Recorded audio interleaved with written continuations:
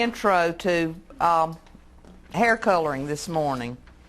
What we're going to do is decide how color works, why it works like it does, why people do hair coloring, all that good stuff. And I'm going to show you a few things here that'll help you to understand it. So we're going to go over some basic color concepts, the law of color, and hair structure and color. And this is what makes home hair colorings fail, these principles right here. And this is why Walmart or Rite Aid selling it. It's a good deal for us because people go buy it and don't understand these principles and wind up with something that they really don't want. First, we need to understand why people color their hair in the first place, and that way we can help sell some hair color to people that have not been coloring their hair. Some of them do it to cover up or blend gray. And most people think that the majority of your hair color services in the salon is the younger people that want to be in fashion. It's not. The biggest amount of hair coloring that is done in the salon is for this reason, to cover up or blend gray hair.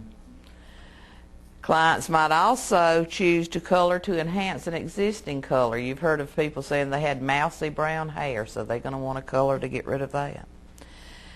Also to create a fashion statement or a statement of self-expression. Might also do it to correct unwanted tones in the hair, such as getting out in the sun and it bleaching their natural hair color out, or the chlorine in the pool turning it green. They might want to do it to accentuate a particular haircut, and this is becoming more and more popular. We've got a swoop over here, so we put a streak in it. And hair color was not used in that way when I learned to do hair color. We didn't use a lot of this fad colors and all like they do now, but it's very popular. Your chemical services are your money makers in the salon, so you want to be real educated on what you can and can't do. Many people experiment with hair color. When a client turns to you for advice and service, you need to understand what they're wanting, how their hair is going to react to it, and the structure of their hair and the role it plays in hair coloring. You need to learn which shades of color are most flattering on your clients, which products and techniques will achieve that look. If you'll notice, hair color is spelled with one word when we're talking about the products that the manufacturers have made. It's an industry coined term. If you type it in the computer, it's going to give you a misspelled word on it. It is not misspelled. Hair color with two words is what you were born with, the color you were born with. So the first thing we want to study is the theory of color. Color is a form of light energy. All the colors we can see are contained in the visible spectrum of light. Before you apply hair colors, it is important to have a good general understanding of how colors work together. You first have the law of color, and it's a system for understanding color relationships. This is the same theory that interior designers use, car manufacturers use. Wherever color is used together, this law of color comes into play. When combining colors, you will always get the same result from the same combination. Equal parts of red and blue mixed together always make violet. Equal parts of blue and yellow will always make green. And equal parts of red and yellow always make orange. This system is called the law of color because these relationships have been tested over and over and have proven to be true. I have attached you a color wheel to the back of your syllabus. It doesn't have any colors on it. I can't print and make a lot of copies in color anyway. But that color wheel is for you to color so you can see how the colors work. I've also put some explanations there. Have y'all looked at it? I've numbered the colors. I've got your primary, your secondary, and your tertiary.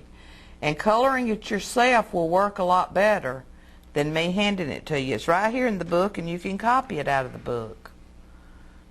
But it should be the last page of your syllabus. Also in the book, it shows you the color wheels and the relationships. And why it is so important for us to understand the relationships If we have got a tone in the hair, and tone means warmth or coolness, and a tone is like warm tones, which would be orange, gold, and reds. Cool tones are your blues, your greens, and your violet. If we have one of those in the hair we're working on and we want to get rid of it, we go right opposite on the color wheel to do so. So if we have the client that comes in and she has dyed her hair and it has turned orange, what is directly across from orange? Blue. So we've got to go choose a color that has a blue base in it in order to cut that orange out. Is it going to turn the hair blue? No, it's not. It's going to counteract the orange. So it's important that we learn this law of color and the color wheel. First thing we want to understand is about our different types of color. And primary colors are pure fundamental colors. They're not achieved by any mixture. Primary colors are blue, red, and yellow. We also want to understand a little bit about these. Colors with a predominance of blue are cool tones, and colors with a predominance of red are warm toned colors. Blue is the darkest of the primary colors and is the only cool primary. In addition to coolness, blue also brings depth or darkness to any color to which it is added. Now I want to comment on that for a minute because some of y'all are going into facial makeup now too. And what they're saying here about adding depth is darker shades do what we call shadow or take back, which is what they're talking about with depth. Lighter colors highlight or bring forward. That's why the clients come in the salon and say, I want a highlight. You know they're wanting some lighter shade than their hair color. Even if they have light brown, they can still have a highlight of blonde, and it brings it forth. And if you will start looking at people as you walk up to them, just take a glance at their hair and then glance back off and think about what you saw first. You're going to see the lighter colors first. That's why it's called the highlight. Draws attention to. Red is the medium primary color. Red added to blue-based colors will cause them to appear lighter. Red added to yellow colors will cause them to become darker. Yellow is the lightest of the primary colors. When you add yellow to other colors, the resulting color is lighter and brighter in appearance. When all three primary colors are present in equal proportions, the resulting color will be black. It's helpful to think of hair colors in terms of their relative proportions of primary colors. Neutral brown, for example, has the primary colors in the following proportions. Has 1 part blue, 2 parts red, and 3 parts yellow. That makes brown hair. Remember, if they were all in proportion, equal proportions, you'd have black hair. Our secondary colors is a color obtained by mixing equal parts of 2 primary colors. Secondary colors are green, orange, and violet. Green is an equal combination of blue and yellow. Orange is an equal combination of red and yellow. And violet is an equal combination of blue and red. Tertiary colors then is an intermediate color achieved by mixing a secondary color and its neighboring primary color on the color wheel in equal amounts. We can also explain that by taking 2 primaries, mixing 2 parts of one and 1 part of the other. Let that soak in a minute. The tertiary colors include blue-green. That would be 2 parts of blue, 1 part of yellow. Remember, to make just green, we've got 1 part of blue and 1 part of yellow. But if we want blue-green, we put 2 parts of blue, 1 part yellow. Blue-violet, we've got 2 parts of blue, 1 part of red. Red-violet, we reverse that. 2 parts of red, 1 part of blue. Red-orange, yellow-orange, and yellow-green finish out the tertiary colors. Natural-looking hair color is made up of a combination of your primary and secondary colors. Then we talk about our complementary colors, which are primary and secondary positioned opposite each other on the color wheel. Complementary colors include blue and orange, red and green, and yellow and violet. And if you don't have the color wheel right in front of you, Think about where they're positioned in red and green. We see that at Christmas. They complement each other. We got the green tree and red ornaments. We see everything is red and green at Christmas. Complementary colors also neutralize each other, and that's what I was referring to a while ago. If we've got the client that's got orange hair, then we want to use something with blue in it to counteract it. But what about the client that comes in and for whatever reason her hair is turned green? That happens a lot during the summer with blonde hair. Her hair is turned green. What can we use to counteract the green that's in her hair? Red.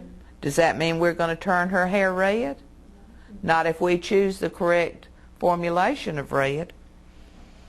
When formulating hair color, you will find that it is often your goal to emphasize or distract from skin tones or eye color.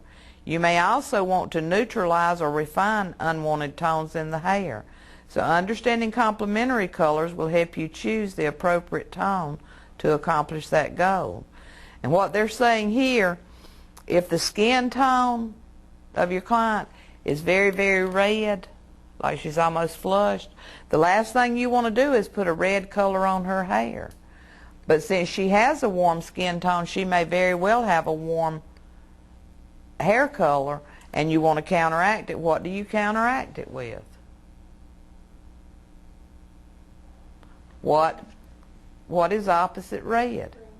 Green. So you want to use a cool hair color tone on this client. Before we start our hair coloring services, we got to understand about the hair itself, and this should be repetitious to y'all. It's simply the study of the structure of a client's hair. That is going to determine how her hair will react to color, what's underneath the color that we see, because if we start lightening a little bit, that's going to be what's going to happen. We're going to see the undertones. So we want to understand how this hair is built so we can go on with it. Some hair color products may cause a dramatic change in the structure of the hair, while others cause relatively little change. And what we're referring to then, if you use temporary or semi-permanent hair color on a person, the structure of their hair is not going to change at all because we have no chemical reaction. But if we use permanent hair color or lighteners, then that hair structure is going to change from what it is at this point. Knowing how products affect the hair will allow you to make the best product choices for your client. The structure of hair. The hair is composed of three main parts. The cuticle, that's the outermost layer. It has no coloring matter in it. It's transparent. It's like scales on a fish's back, and it's put there simply for protection. It contributes about 20% of the overall strength of the hair. So if those cuticle scales are closed down really tightly on that hair, the hair is said to be resistant. And any product we put on it is going to have to work hard to raise those cuticle scales. Got to be a chemical treatment then. The cortex is the middle layer and gives the hair strength and elasticity. A healthy cortex contributes about 80% to the overall strength of the hair. It contains the natural pigment called melanin, which determines if we're blondes, brunettes, or redheads.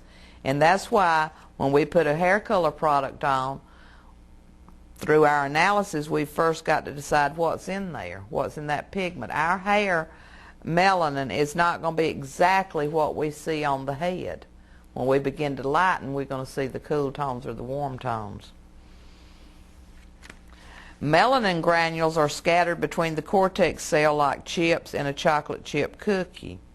Now I want to talk to y'all about that for just a moment. And the book gives you a good picture here of it, and you'll often hear me refer to it as the chocolate chips. People that have medium brown hair all have the same number of granules in their hair. If their hair is fine, it may appear to be darker than medium brown because those granules are so tightly compacted. Like if you make a cookie that's that big around and put 20 chocolate chips in it, it's going to look darker than a cookie that size with 20 chocolate chips. And this is what the book is referring to here. So we have to be real careful in analyzing the color of the hair, because no matter how closely they're compacted together, we've still got the 20 chocolate chips. Medium brown hair for medium texture hair is going to appear a little lighter than for fine. And coarse hair with medium brown may appear to be lighter, but we've still got those 20 granules we have to deal with as we color hair. You understand what I'm saying? So we've got to really make a comparison. And when we get into the levels of color, I'm going to show you how we make those comparisons so you can see a little better. So don't let the fine, medium, or coarse hair confuse you as far as color. The medulla is the innermost layer of the hair, sometimes absent from the hair, and plays a very minor role in the hair coloring process, so we don't worry about that. People with fine hair have no medulla. People with medium hair don't have medulla lots of times. People with coarse hair may have one. Hair texture is determined by the diameter of the individual hair strand. Large, medium, and small diameter hair strands translate into coarse, medium, and fine hair textures. Melanin is distributed differently within the different textures, and that's what we were just talking about now. In fine hair, we've still got those 20 granules, and I'm just throwing 20 out there. It doesn't necessarily mean that's how many they are. The melanin granules in fine hair are grouped more tightly, so the hair takes color faster and looks darker. Medium textured hair has an average response to hair color products, and coarse textured hair has a large diameter, may take longer to process. Density. Density is how many hairs per square inch we have, and it does play a role in hair coloring. Hair density is the number of hairs per square inch. It can range from thin to thick. Density must be taken into account when applying hair color to assure proper coverage. And what we mean by that, if we've got 50 million hairs up here, they're compacted closely together, they're going to look darker than somebody that only has 200. You know, because you pile it on and it gets a lot less light. Porosity is the ability to absorb liquids or moisture. Porous hair accepts hair color faster and permits darker colors than less porous hair. Y'all remember that from permanent waving? If the hair is porous, it grabs the permanent waving solution, processes faster. The same thing's going to occur with our hair color products. Low porosity. Usually when we think of low, we think it's a bad thing. If we get a low grade, that's not so good, is it? But in porosity, low is the healthier hair. The cuticle is tight. The hair is resistant, which means it's difficult for moisture or chemicals to penetrate. It requires a longer processing time, but it's healthier hair. It's going to be shinier. Average porosity is when the cuticle is slightly raised. The hair is normal and processes in an average amount of time. High porosity is the cuticle is lifted. The hair is overporous. It takes hair color quickly. The color also tends to fade quickly because it doesn't have the cuticle scales on top of it to hold it in. We want to be really careful when we're putting color on hair with high porosity. Why? Why do we want to be careful in adding color to hair with high porosity? You're going to do more damage to it if you're not careful. Natural hair color. Learning to identify a client's natural color is the most important step in becoming a good colorist. And here's what weeds out the educated from the uneducated in hair coloring. When we go somewhere and buy a box of color, and this is as a consumer, it shows a picture on the front of the box. And we assume when we put that color on the hair, it's going to turn that color. Is it going to? No. Because that picture on the front of that box, that color was applied to pale yellow hair. And it's going to take whatever's in that bottle. But if we've got, let's say we've got medium red on the front of the box, that's the picture, and that's what we're shooting for. And we put it on black hair, what we're going to wind up with? Like a light black? A what? Like a purple tint. Purple tint. We're still going to have almost black hair, aren't we? So that's why we've got to study the levels of hair and know what the natural hair color is and know what we're going to run into underneath there.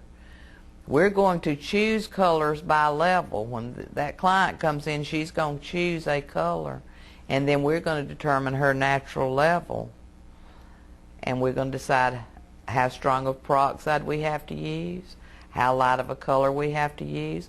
Are we going to have to remove some color before we can even deposit the color she's chosen? The boxes don't tell you all that, do they?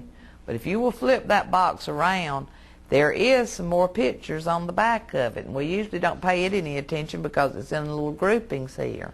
And there's usually not but 3 of them because those colors are only meant to change the hair 3 levels. And it's going to say, if your natural color is this, it's going to show that color on it. If your natural color is this, it's going to show how to look on it. And if it's this, it's going to show you how to look on it. It doesn't show any other colors because it's not going to work and create that color on them. So we got to understand what the natural hair color is. Natural hair color ranges from black to dark brown to red, and from dark blonde to light blonde. Hair color is unique to each individual. No 2 people have exactly the same hair color. First off, we want to talk about the types of melanin that's contained in the cortex. And I've never liked this because it comes back and tells us that natural hair color can be a combination of both types of melanin, called mixed melanin. But it tries to tell us to start with that only these fall into eumelanin, these could fall into pheomelanin. So eumelanin is the melanin that gives black and brown color to hair. Pheomelanin is the melanin found in red hair. Very dark hair and most brunettes contain this pigment. Blonde hair contains a small amount of pheomelanin. Natural hair color can be a combination of both types of melanin. This is called mixed melanin. Contributing pigment. Now y'all have heard me referring to what's underneath our natural hair color, and this is what we're going to talk about. The contributing pigment is the pigment that lies under the natural hair color. We must take it into consideration when we select a hair color. Generally, when you lighten natural hair color, you expose contributing pigment. The foundation of hair coloring is based on modifying this pigment with hair color products to create new pigment. In order to do that, we've got to understand the level system. The level is the unit of measurement used to identify the lightness or darkness of a color, sometimes referred to as value or depth. Colorists use the level system to analyze the lightness or darkness of a hair color. Now we want to look at our levels here so you can understand where I'm going with this. If you'll notice on this color chart that's put out by a company, and this has 11 levels instead of the 10, and I think the book told you that. This is the levels. If you'll notice, there's no identifying letter on these, and on most of the other color swatches there's letters, which we're going to discuss in a moment. But these 11 levels are the levels of natural hair color. It does not take tone into consideration, and that's where students usually mess up. If they take a 3, they think their client's hair is 3, but their client's hair may be, let's see if I can find another 3. I've probably chosen the worst one of the lot here. There's a 3. Let's assume their client's hair is this color and we put this level on it. We want to think that it's something different. It's a different level. This has got tone in it. This is a neutral, meaning this is not cool, it's not warm. It is simply used to judge the level of color. And believe it or not, these two are the same level. I'm going to see if I can find some more examples for you. But this one has a tone. It's violet red, so it's going to be a warm tone. Let's try 4. Remember, this is a neutral. It doesn't have any warmth or any coolness in it. This is a level 4 that has a tone. So when we're judging a client's natural level, we sometimes let the tone confuse us, thinking, you know, all we're looking for is how light or how dark when we use these neutrals. Do you agree that that's the same amount of light or darkness in the two?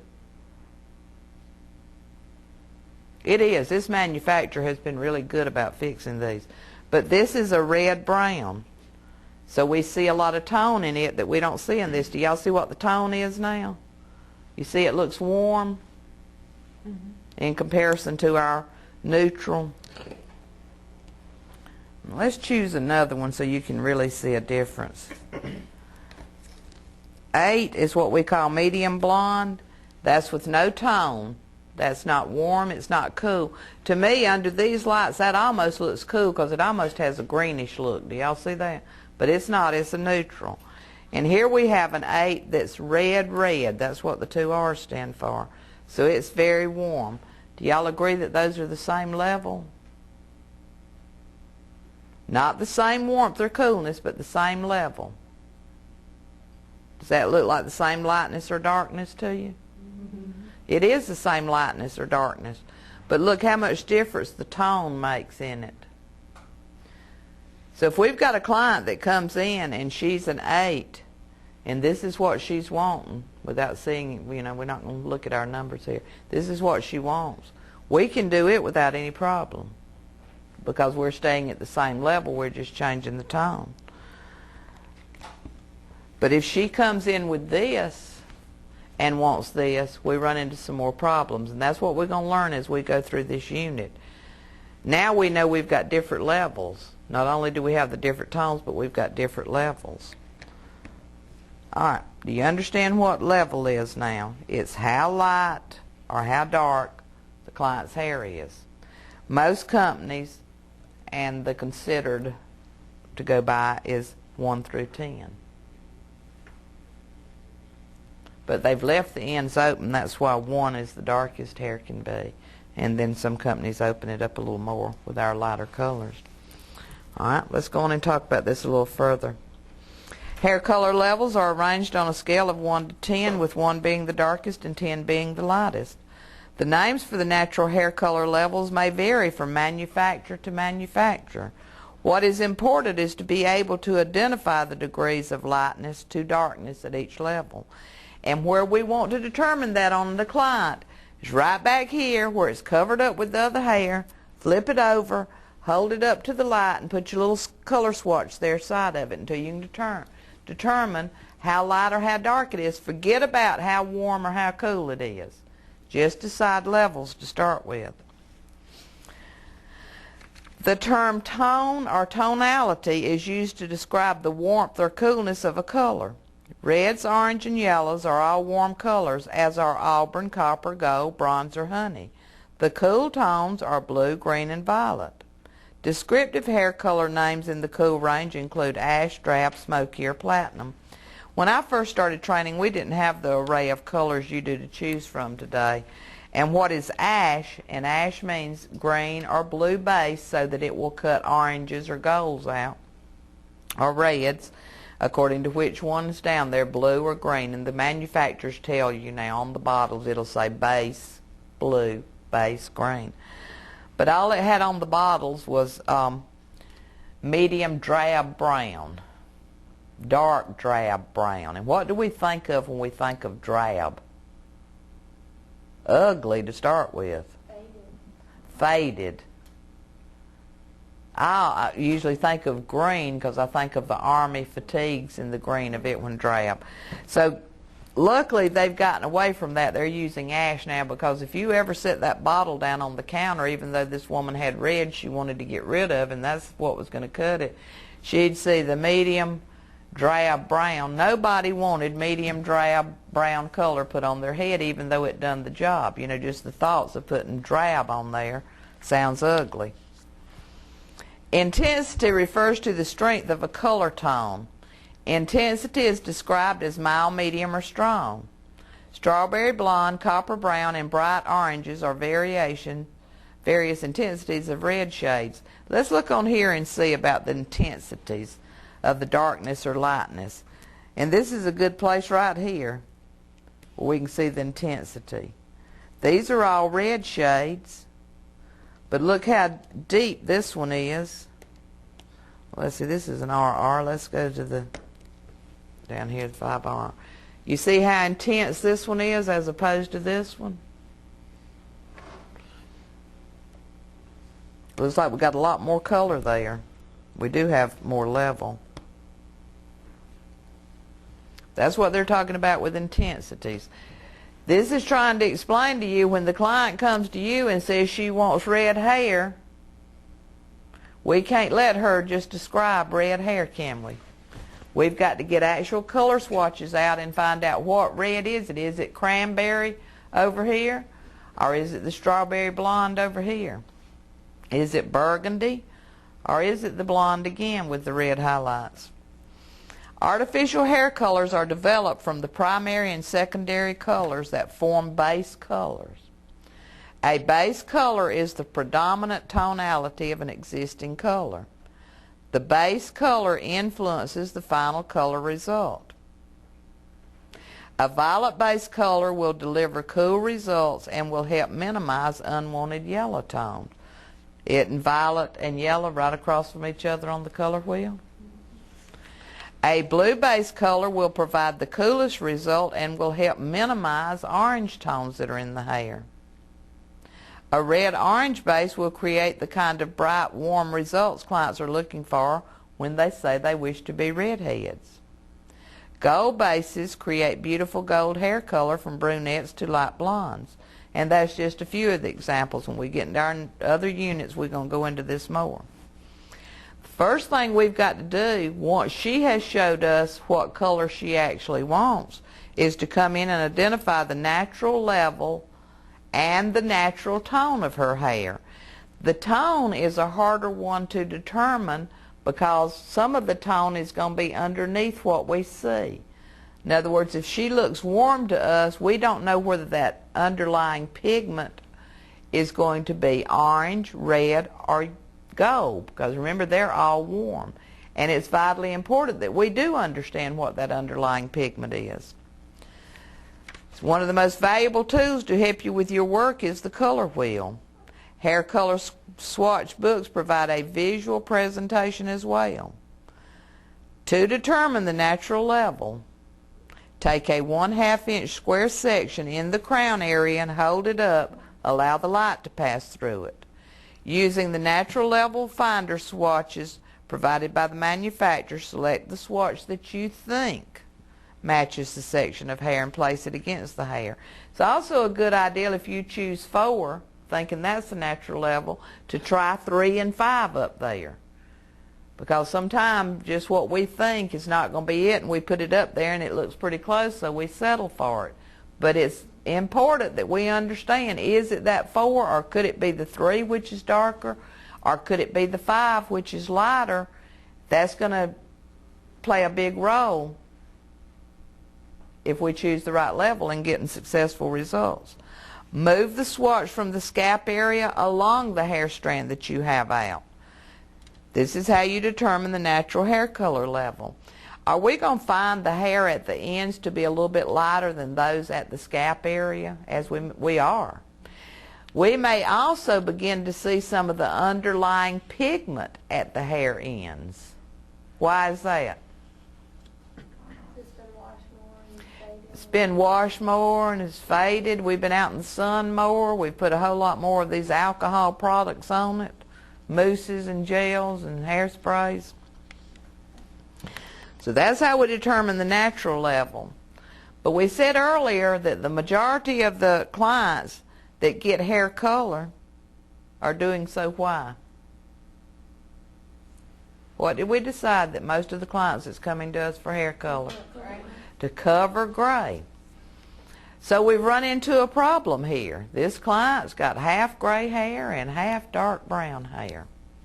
And she has chosen a color. Any color will do exactly on white what it shows there. If we put, you all right, this on white, what's it going to turn?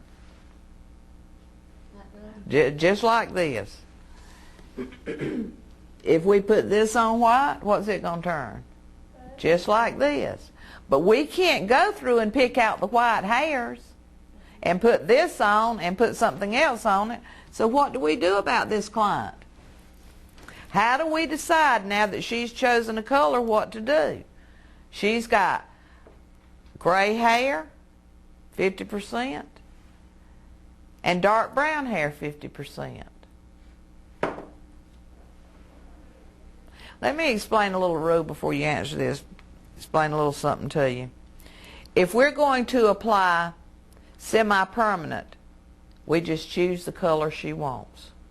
Because the semi-permanent hair color is going to have no effect on her dark hair, except it may make it appear darker. It may not cover as well on the gray hair, so it may appear lighter, because semi-permanent is a coating color, and that's why I'm not getting too deep in this. But if we apply permanent hair color to this client, and she's wanting to go, let's say she doesn't want it real dark, so she's wanting to go to a 6, then we are considering her gray hair to get the formulation, and with her dark brown hair, when we add color on top of color, it makes a much darker color. You follow me? So we got to be real careful in that. The book gives us a chart of what to consider when we do gray. If the client is 30% gray, she has more pigmented hair than gray hair. So we choose our color by that pigmented hair or by that dark brown hair. What to use to make it turn the color she wants. If she has 50% gray, that means she's got 50% that's still dark brown, then it's a toss of the coin which one. If it was me, I would determine the darker color and choose by it, because when somebody gets to the point of having gray hair, it is better to err on the light side than the dark side, because darker colors make them look older. So you'd want, I always go with the gray. 70 to 90% gray, then you've got more gray than pigment, and most of the remaining pigment is located in the back of the head. What does the client see? Right here. What do we need to make pleasing to that client? What she can see. If she sees it and she's happy with it, she don't really, not all that concerned about what's there in the back, does she? So consider the gray. It's located right there in the front. 100% gray, there's virtually no pigmented hair. It all tends to look white, so you don't worry about anything but applying the color to white. Gray hair is normally associated with aging, although heredity is also a contributing factor. Even though the loss of pigment increases as a person ages, few people ever become completely white-haired. Most retain a certain percentage of pigmented hair. So the gray can be solid or blended throughout the head, as in salt and pepper.